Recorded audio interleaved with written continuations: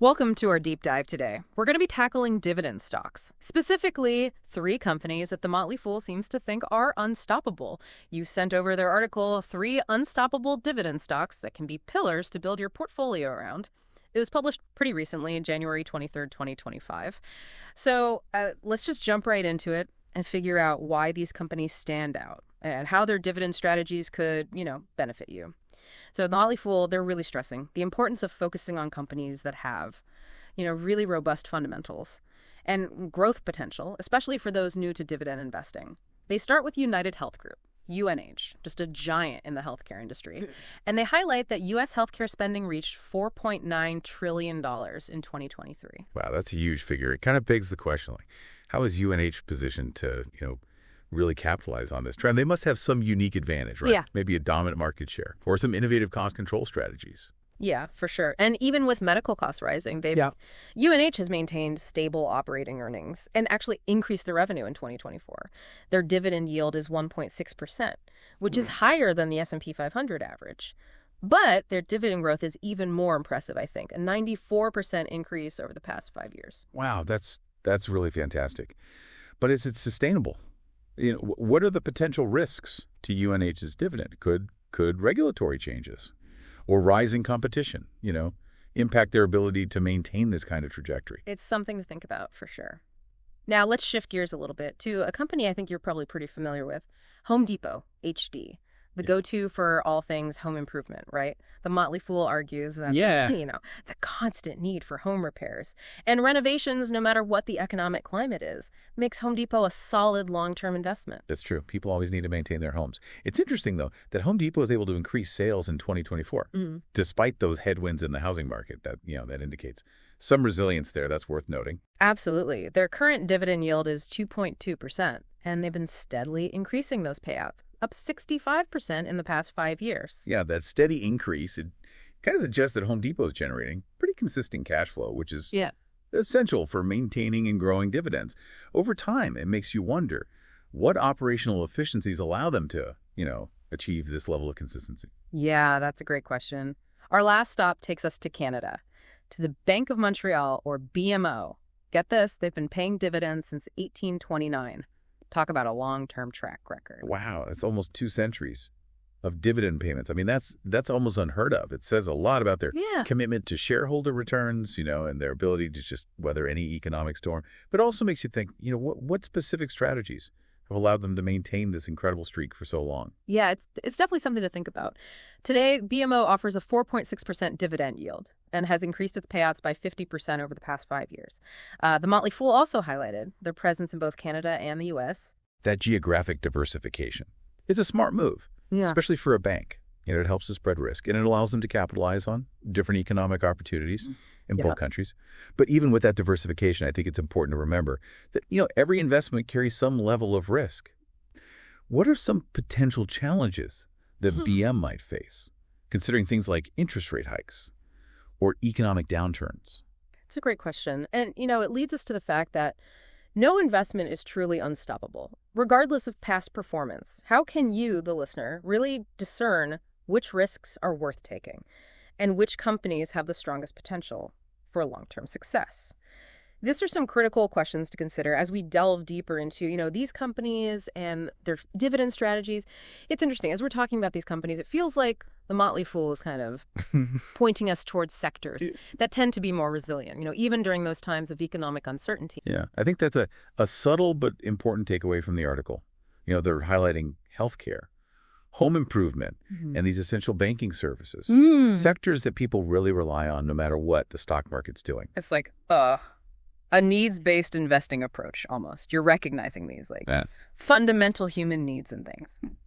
Translating that into investment opportunities, if we were to apply this thinking to other potential dividend stocks, what other sectors or industries come to mind? Well, I think a great example would be consumer staples. So, companies producing those everyday necessities, food, beverages, household goods, things like that. Right. People always need to eat and drink, keep their homes running.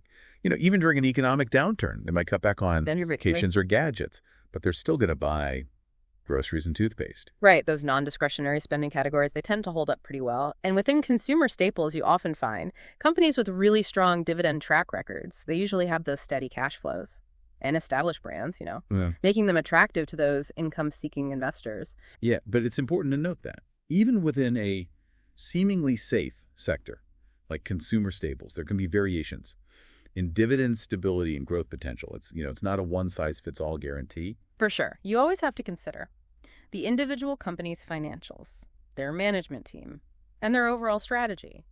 But understanding those broader sector dynamics, it provides a valuable starting point, I think. It's about layering those levels of analysis, the sector, the individual company, and then digging into those specifics, dividend history, payout ratios, future growth prospects. Yeah, exactly. It's like detective work almost, piecing together all the clues to find those, investment gems that align with your goals and your risk tolerance. And this kind of brings us to a question that comes up a lot with dividend stocks. Are high dividend yields always a good thing? That's a tempting thought, right, on the surface. A high dividend yield looks great. It offers you a bigger stream of income. But, as you're kind of hinting at, a super high yield can sometimes be a red flag. Right, exactly. Okay. It could mean that the company's struggling. Their stock price has fallen, and that's pushed the yield artificially higher. Or it could be that they're paying out an unsustainable portion of their earnings as dividends, which could jeopardize their ability to invest in future growth, or even maintain that dividend over the long term. So it's crucial to look beyond the yield and really examine the company's payout ratio, the percentage of earnings being paid out as dividends. A high payout ratio, say above 80% or 90%, could signal, potential trouble. It suggests that they might not have much wiggle room if earnings take a hit. Right, whereas a lower payout ratio suggests that the definitely. company has more flexibility to reinvest in its business, weather those economic storms, and potentially increase that dividend in the future. So it seems like it's about finding that sweet spot, a sustainable dividend that's, well covered by earnings and has room to grow over time. You need to balance current income with long-term growth potential. Sometimes, lower yield today can lead to much greater returns down the road. Absolutely. It's about playing the long game. That's why understanding dividend sustainability is so crucial. It helps you avoid those potential dividend traps and focus on companies. That can really be pillars for your portfolio. Speaking of pillars, let's bring the conversation back to those three companies highlighted by the Motley Fool: UnitedHealth Group, Home Depot, and Bank of Montreal. Now, past performance doesn't guarantee future results, of course, but what insights from their dividend track records might offer clues about their potential for continued dividend growth? Well, I think what really stands out is their consistent history of increasing those dividends. They haven't just been maintaining them, they've been actively growing them year after year, and that's a very positive sign. It suggests they have the financial strength and the commitment to reward shareholders over the long haul. It's like they're saying, we're in this for the long run, and we want our investors to share in our success. Exactly. And when you combine that dividend growth with their strong market positions and their solid financials, it paints a pretty compelling picture. Of course, there are always risks in the market, and no investment is foolproof. But these companies seem to have many of the ingredients for continued dividend success. Yeah, they're not just riding on past glory, they're actively adapting to those changing market conditions and investing in their future growth, which, strengthens their ability to sustain and grow those dividends over time. Right. It's like they're building a solid foundation brick by brick to support those dividend payouts. And that's a great sign for long-term investors. Looking for a reliable stream of income. Earlier you mentioned that a high payout ratio can be a potential red flag. Let's look at the payout ratios for these three companies. Looking at their most recent financial reports, we see that UnitedHealth Group has a payout ratio of around 30%, Home Depot's is around 55%, and Bank of Montreal is a bit higher, around 70%. Yeah, those are the figures. And well, none of them are in that danger zone of excessively high payout ratios. Bank of Montreal's ratio is noticeable higher than the other two. Should that give investors pause? Well, it's worth noting, but context is important here. Banks typically have higher payout ratios than other industries. It's kind of part of their business model. They tend to generate a lot of cash. Yeah. And are regulated in a way that encourages them to return a significant portion of those earnings to shareholders. Exactly. So while it's always prudent to keep an eye on payout ratios, It's not always a straightforward black and white metric. You have to factor in the industry norms and the individual company's circumstances. There's that recurring theme again, digging deeper, looking beyond those surface-level numbers, and understanding the nuances of each company and its industry. Yeah, investing is a journey, not a destination. The more you learn, the better equipped you'll be to make those informed decisions. Before we wrap up this section on dividend stocks, can you elaborate on those dividend traps that you mentioned earlier and how listeners can avoid them? Sure. So a dividend trap is essentially a situation where a company seems to offer a really enticing dividend, but that dividend is unsustainable. For various reasons. Like a siren song, luring unsuspecting investors onto the rocks. That's a great analogy. You know they might be drawn in by that high yield, but then they end up getting shipwrecked when that dividend gets cut or suspended. Yeah, that doesn't sound good. What are some warning signs that a company might be a potential dividend trap? Well, as we discussed, an extremely high dividend yield can be a red flag. It might signal that the company's struggling, or that its stock price has taken a hit, which is pushing that yield artificially higher.